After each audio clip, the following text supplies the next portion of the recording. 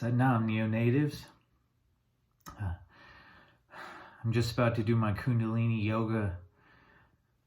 Some Kundalini yoga. But I wanted to get on here and record this before I forget what I wanted to say. It's October. And Halloween's coming up fast. And I love Halloween. I love the, dressing up in creepy costumes, watching horror movies, reading horror books, Hellraiser, Pinhead, all those fun, festivities, haunted houses, getting scared, all that good stuff, I mean, there's a reason that people like to explore the dark side of the psyche, especially in a safe kind of environment, because you can, exercise all those demons, but also like get the enjoyment of it, because it's like you can love the entire spectrum. You can love, I totally love the light and the shadow, and just like I love it all. So, I mean, ever since I was a kid, I loved, dark shit. I loved Johnny the Homicidal Maniac. I used to read that when I was in 6th grade. I would go to the comic book store and get the individual issues of Johnny the Homicidal Maniac and read that. I loved it. And, I love Clive Barker. And Stephen King's okay. His writing style isn't, my cup of tea all the time. But I like the movies that they make of his stuff. I mean, Dreamcatcher, I think, is amazing. The book was really good, too. The original version of It with Tim Curry as a clown, like, that's so amazing. Like, there's a love for Halloween and the macabre, and there's nothing wrong with having a love for that stuff, because think about it. I mean, in the teachings of Jesus, where he said, love your enemy, if you make all those dark things, demons and ghouls and monsters and serial killers, into being your enemy, why not practice the highest form of unconditional love and love those things as well? I mean, when you love your enemy, the enemy ceases to be an enemy. I call this extreme shadow work. I've actually developed some classes and workshops around this really extreme shadow work. Debbie Ford, who wrote The Dark Side of the Light Chasers, is just a brilliant woman. She also wrote a book called The Secret of the Shadow. They're both really good. I recommend checking that out. And she was one of the first pioneers of the shadow work, which is based a lot on Jungian psychology and the process of individuation and all that stuff. So going back to it being Halloween season, now that I'm finished writing and doing everything on my book, I can focus more on music again, which I'm so excited. I'm having so much fun doing it. I'm actually working on 2 different albums. One, I wasn't going to do it actually, but then I changed my mind and decided I really wanted to do it, especially since Halloween is coming up. And so it's kind of my Halloween dark, spooky album called it's called Cunt Killer. And I actually had to, like I mentioned, I decided that I wasn't going to do it originally. Like, I had the idea for it a while back, and had some ideas, and then I wrote that song about a month ago called Hippie Bitch Massacre. And, it was along the same theme, along the same lines, because, I wanted it kind of, to be within the concept of the album. And it came out really good, a lot better than I had, anticipated, because it was really just, a creative exercise. And I originally wasn't gonna share with anybody because it was just for me to like have some fun. And it was just like, I got the idea, it was like a horror movie, like Halloween, or Friday the 13th, Jason Voorhees, like, all right, here's an interesting thought experiment. What if Michael Myers was loose in, like in Burning Man? Or like Michael Myers was loose in the Electric Daisy Carnival, or some like hippie festival in the woods, where all they have is like poi and hula hoops, and they're got glow sticks, and they're doing aerial yoga and stuff. I'm like, all right, I'll take that idea and then mash it with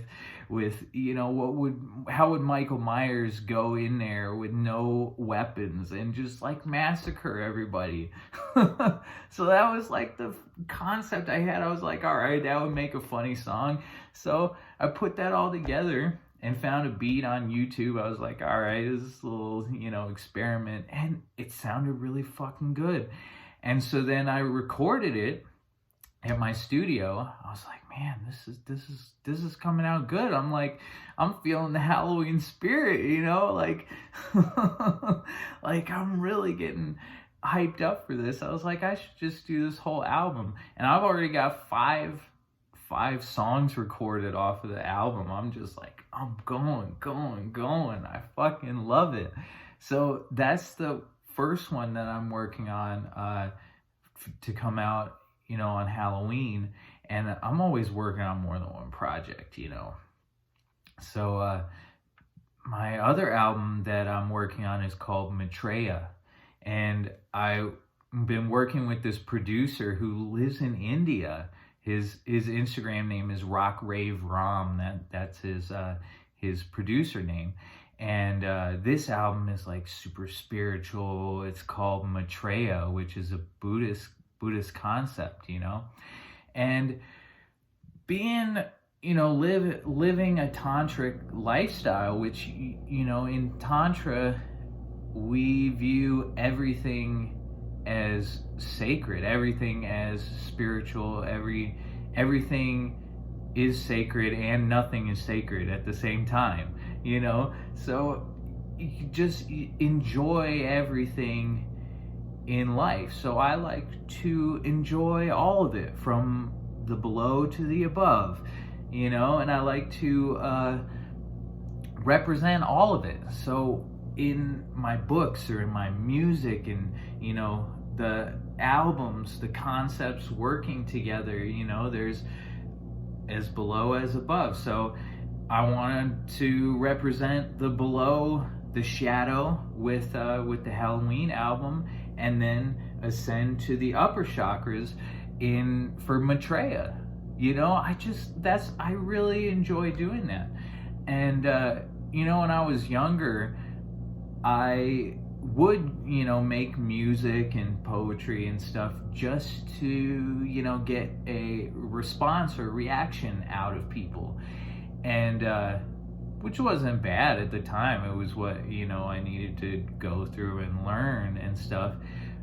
But now that I'm older, it was like 10 years ago and stuff, I don't have in mind what people's opinions are anymore at all. I really don't care.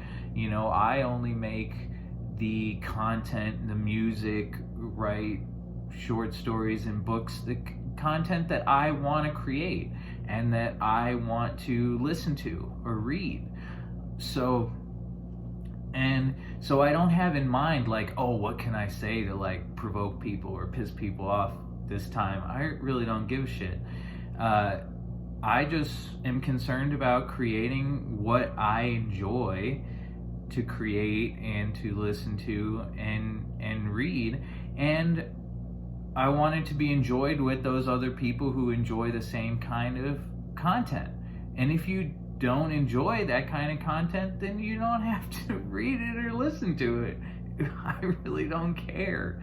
But I have such enjoyment and get so much satisfaction and fun out of, you know, the music that I make and whatever I'm creating. I just love it, you know, whatever it is, whether it's like super dark or if it's, you know, really high spirituality. I love it all the same. You know, I love every aspect of life in the same way, you know. So I don't know, I just wanted to share that because it's been about a year since my last album that I put out, Clown World 2020. Clown World 2020 was the last album that I finished recording and releasing. And I've been so focused and working on A Dream of True Time and getting that book done that I haven't done any music in like almost a year. So I had totally forgotten how much fun it is. And so I've just been hitting the studio and recording like 2 songs a day for the past, you know, few days. I already got 5 songs done on Cunt Killer and one song done on Maitreya, and I'm just really enjoying it. I love it so much. I didn't remember how much fun it was, you know, and yeah. I just want to inspire you all to, you know, I just love to inspire people to create as well. And if that's, you know, all you take away from what I do is that, you know, anyone can be creative, anyone can be artistic, anyone can write a short story or a book or make music, do paintings or drawing, whatever it is you do that's your creative expression. Do it to the best of your ability and just enjoy every minute of it, no matter what it is or what the content is. Just, you know, just find that love in whatever the moment is. I love you, neonatives.